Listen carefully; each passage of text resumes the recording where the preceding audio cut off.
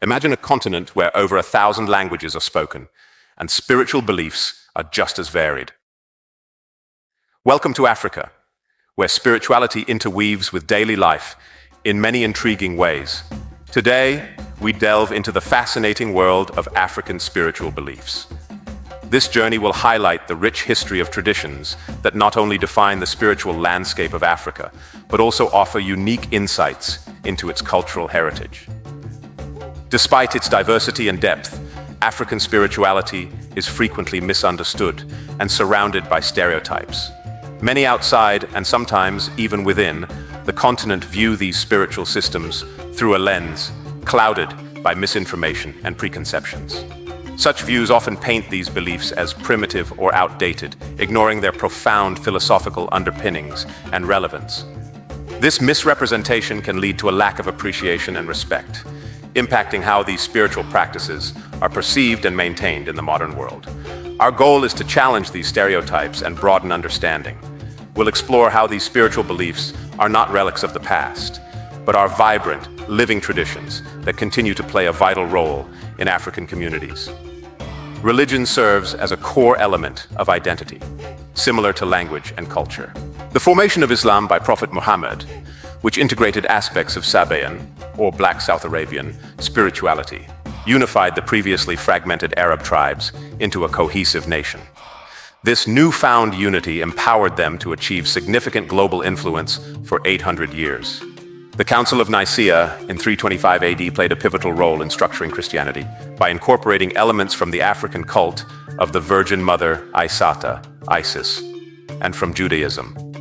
It was at this council, presided over by Roman Emperor Constantine, that key doctrines of Christianity were established. The Romans, when expanding across the Mediterranean, encountered resistance from various local populations, some of whom were adherents of the Isis cult, which originated from the black communities of Egypt and promoted peace amid ongoing wars. Additionally, a significant portion of these populations practiced Judaism. In response to these challenges, the Roman state strategically amalgamated these religious beliefs to form Christianity. This state-controlled religion ultimately unified the Roman Empire. Centuries later, Christianity also facilitated European unity, particularly during the Reconquista, when Christians reclaimed territories from Muslim rule in Spain and Portugal in 1492. This religious consolidation became a cornerstone of European imperialistic endeavors, mirroring the role of Islam in Arab expansion. Today in Africa, traditional religions managed to persist, particularly notable in countries like Benin and Madagascar. In Benin, for example, Vodun is officially practiced by nearly 20% of the population. This showcases how religion, beyond its spiritual dimension, has historically played a significant role in political arenas worldwide, often being utilized to unify diverse peoples, sometimes forcibly. The state of Africa today reveals a continent fragmented not just by the imposition of foreign languages, but also by diverse religious affiliations. Regions such as the Sahel and the East Coast are predominantly Muslim, while areas like Equatorial Africa, Southern Africa, and the African diaspora in the Americas primarily practice Christianity. This religious diversity, stemming largely from external influences, fosters a sense of connection with these foreign origins, rather than among Africans themselves. There's a complex dynamic where Islamized Africans often feel a deeper kinship with co-religionists, rather than with those who share their racial heritage. This has sometimes influenced their responses to historical injustices, such as the Arab slave trade, where there's been a tendency to defend their religious community over addressing the atrocities committed against their ancestors. This situation has contributed to a sense of inferiority among some African Muslims towards Arabs, whom they revere almost to the extent of deification, believing them to be the originators of their faith and their link to the divine. This religious and cultural reverence has enabled Arab influence to expand significantly across North Africa and into regions with predominantly black populations such as Sudan, Mauritania, the Comoros, Somalia, and Djibouti. These areas, historically black, now increasingly identify as Arab nations, indicating a significant shift in their cultural and political identities. The sun holds a central role in African spirituality, viewed across various cultures, from the ancient Egyptians to the Hausa and the Berbers, as a divine messenger and representation of God. This reverence is not merely a simplistic worship of light, but stems from a deep, reflective understanding of the sun as a fundamental force of creation and order. In ancient Egyptian cosmogony, for example, the universe's creation involved Imana, God, bringing forth Ra, the sun, as a luminous energy to organize and animate the world, symbolizing the triumph of order and life over chaos. Each day, the sun's rise reenacts this primordial event, reminding humanity of the eternal principles of Ma'at, truth, order, and harmony, while commanding respect and adherence to these values. Thus, reconnecting with sun worship and the observance of its underlying values is seen as essential for Africans to honor and revitalize their spiritual heritage. The Berbers, known as Imazigen, meaning nobles or freemen, are the indigenous inhabitants of the Maghreb, Sahara, and Canary Islands, and they historically worshipped the deity Imana, Amen, Amun. They are ethnically diverse, including groups like the Tuareg, and despite historical European descriptions and the influence of colonization, a significant number of Berbers in regions like Mauritania remain predominantly black. Berber spirituality, deeply rooted in pre-Abrahamic thought, venerates a supreme god represented in both male and female forms and emphasizes ancestor worship, reflecting the broader African spiritual and cultural ethos. The Bamilek, part of the Grassfield group in Cameroon, trace their origins back to ancient Egypt, from which they migrated in the 9th century due to Muslim invasions, eventually settling in their current territory in the 12th century. Their spirituality, rooted in the cosmogony of Yunu, Heliopolis, from Egypt, views God as a mysterious and pervasive energy named Si, which exists in all creation and is incomprehensible to the human mind. This concept is reflected in their belief that death is an illusion. The life force simply separates from the physical body, allowing the soul to join ancestral energies in an eternal state. The Bamilek also practice ancestor worship, communicating with Si through intermediaries like the skulls of benefactor ancestors, highlighting a continuity with wider African spiritual practices that consider the dead as divine and capable of interfacing with God. Madagascar's spirituality, practiced by over 40% of its population, remains deeply rooted in African traditional beliefs, reflecting a strong adherence to ancestral traditions. The Malagasy recognize a singular divine entity, Zanahari, perceived as the creator and omnipresent life force, paralleling the concept of a primordial ancestor found across African religions such as the Imana of the Egyptians and Nubians. Zanahari, embodying both masculine and feminine qualities, symbolizes a common African theme of an androgynous, inaccessible, and mysterious deity, whose energy permeates all of creation.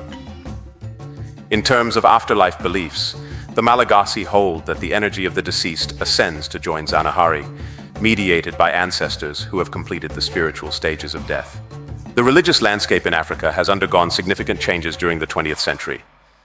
For instance, the Democratic Republic of the Congo has predominantly embraced Christianity, whereas Benin remains a notable exception, maintaining its indigenous religious practices. Christianity, historically linked to the European slave trade, colonization, and even implicated in the Rwandan genocide, has had a profound impact on the collective psyche of African and African diaspora communities. There's a pervasive belief among some Christianized Africans that a white god symbolizes purity and goodness, which in turn casts their own identity in a negative light. This altered perception of divinity, suggesting that God and his messengers are white, has contributed to feelings of inferiority towards Western cultures, which are often seen as superior or more knowledgeable. Such theological reorientations have been used strategically to validate the dominance of Europeans and Arabs in Africa, framing their authority as divinely sanctioned. This narrative has facilitated an acceptance of exploitation and diminished resistance against colonial and neo-colonial forces. The historical imposition of Christianity and Islam was not merely spiritual, but also a vehicle for cultural and political domination, establishing the foreigners as higher beings entitled to African resources and allegiance. Contrasting this, African traditions, such as the widespread veneration of Isata, demonstrate a history of peaceful spiritual conversion. This highlights a stark difference in approach. While indigenous practices spread harmoniously, foreign religious impositions often came with violence and coercion, aimed at control rather than genuine spiritual enlightenment. Thus, the historical narrative that Arabs and Europeans were benign in their religious intentions, but exploitative in other areas, does not hold. Their actions across various spheres were consistently aligned with their goals of domination and control. This broader understanding challenges the notion of a dichotomy in their behavior and calls for a reassessment of their impact on African societies. Discussions about religious freedom often highlight the autonomy of individuals to choose their beliefs. Indeed, many Africans cherish having the option to choose, even if it sometimes means choosing influences outside of traditional African values. There are significant cultural implications associated with this choice. African Christians or Muslims often adopt European or Arabic names, discarding their African ones, a practice not reciprocated by Europeans or Arabs. The adoption of these religions has also led to the suppression of African artistic and cultural expressions, labeling practices like sculptural art as idolatry. Conversion has often meant shifting from matriarchal to patriarchal family structures, and norms around modesty have changed, such as the expectation for women to cover their chests, which was not traditionally deemed necessary in many African cultures. This results in a form of cultural alienation. Daily, many Africans, in their genuine spiritual pursuits, inadvertently participate in a broader alienation that affects their spiritual, political, cultural, and identity foundations. It's crucial to recognize the positive qualities of most Christian and Muslim Africans, who are often wonderful, honest, and kind. However, it's equally important to confront the broader consequences of Islam and Christianity's presence in Africa. Internationally, the exclusive religious policies of countries like Saudi Arabia, European countries' cautious approach to the spread of Islam, and China's resistance to Vatican influence underscore the complex interplay between religion and state power. These global attitudes reflect the deep political and cultural impacts of religious institutions. Given this backdrop, there is a case for strengthening animism or vitalism in Africa.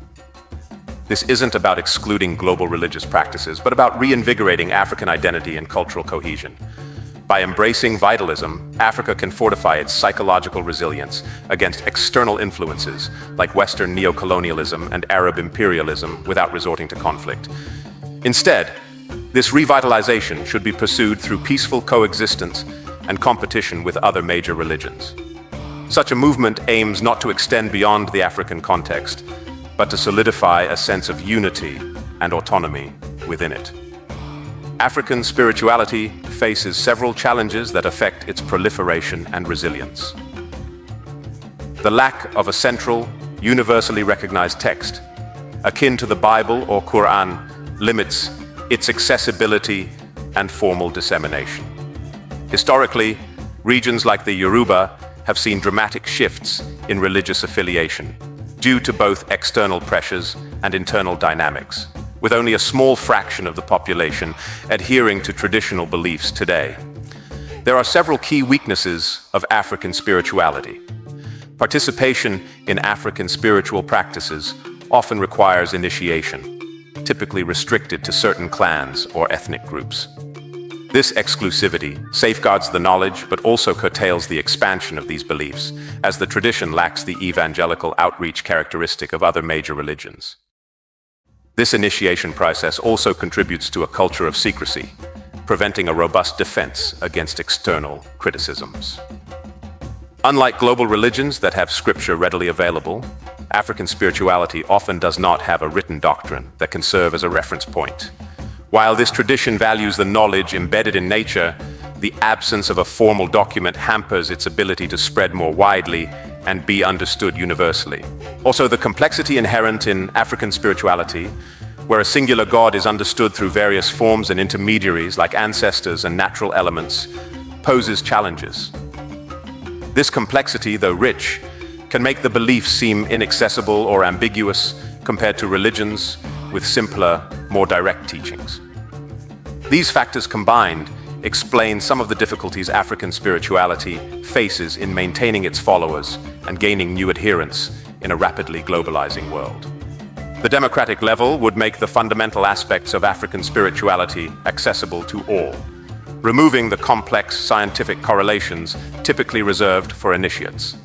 This would involve disseminating a simplified version of the spiritual messages, making it easier for a broader audience to grasp and engage with these teachings. In the proposed revitalization of African spirituality, individuals or families would select an ancestral intermediary with the guidance of a priest, integrating this personal worship into their daily lives at home. Additionally, a pilgrimage to the revered Great Lakes region, considered humanity's cradle, would be encouraged. For those seeking deeper understanding, the initiatory level would offer advanced knowledge in fields such as astronomy, mathematics, physics, and philosophy, preserved and taught by high priests who maintain traditional initiation processes. This level would cultivate multidisciplinary scholars in their divine pursuit, continuing a long-standing African tradition. To broaden its appeal, it suggested that African spirituality should be actively proselytized using modern communication methods, representing a significant shift from past practices. This would include a unified form of spirituality to avoid the sectarian conflicts seen in other major religions, aiming for a cohesive and organized structure. What is clear is that African spirituality, with its emphasis on community, respect for nature, and the interconnectedness of all life, offers valuable perspectives in our global conversation on spirituality and ethics.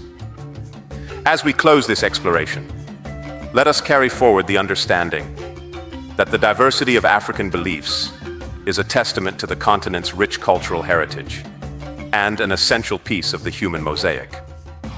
Let us also recognize the profound wisdom embedded in these traditions, a wisdom that holds the potential to inspire harmony and resilience in our increasingly interconnected world. Thank you for joining us on this enlightening journey through the spiritual heart of Africa. May the stories and lessons we've shared today enrich your understanding and appreciation of a continent that, though often misunderstood, is endlessly rich in spirit and faith. Until the lions have their own historians, the tales of the hunt will always glorify the hunter.